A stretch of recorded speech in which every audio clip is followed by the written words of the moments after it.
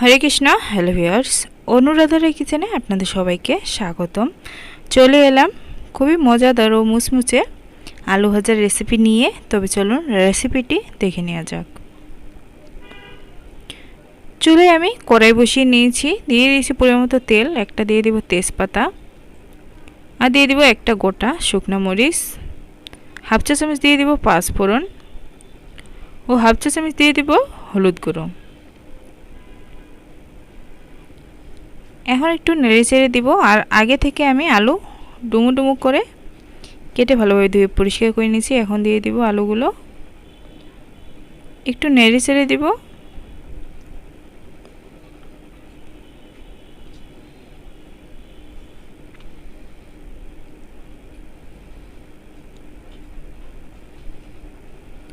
এখন দিয়ে দিব পরিমাণ মতো লবণ,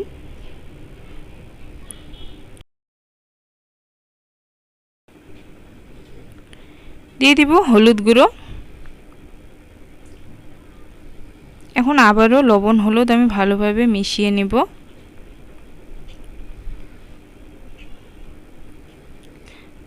নেড়ে চেড়ে আমি ঢাকনা দিয়ে দিব 6 থেকে 7 মিনিটের জন্য।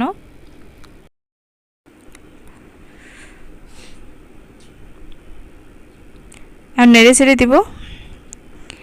আলুটা কিন্তু আমার অনেকটাই সিদ্ধ হয়ে গেছে। এখন মিডিয়াম টু লো আছে আমি আলুটা ভালোভাবে ভেজে নেব লাল লাল করে।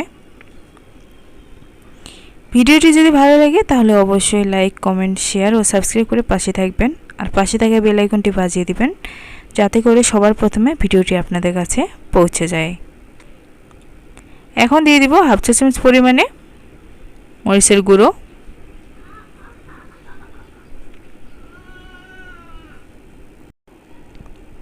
মরিচের গুঁড়ো আমি ভালোভাবে আলুর সঙ্গে মিশিয়ে নিব।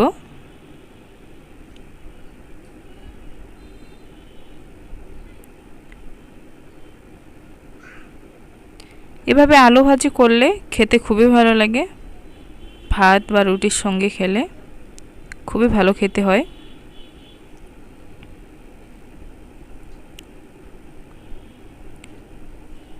এখন দিয়ে দিব 5টি গোটা কাঁচামরিচ,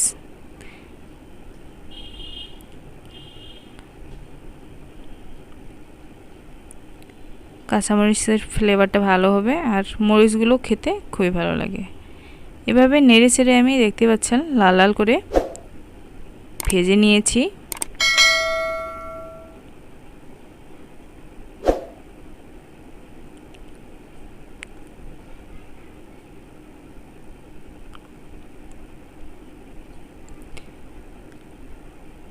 আলু ভাজা আমার কমপ্লিট। এখন আমি নামিয়ে নেব। খুব সহজেই তৈরি হয়ে গেল আমার মুচমুচে আলু ভাজা। আপনারাও একবার হলেও বাসায় ট্রাই করবেন।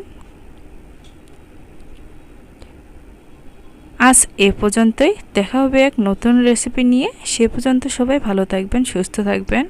হরে কৃষ্ণ।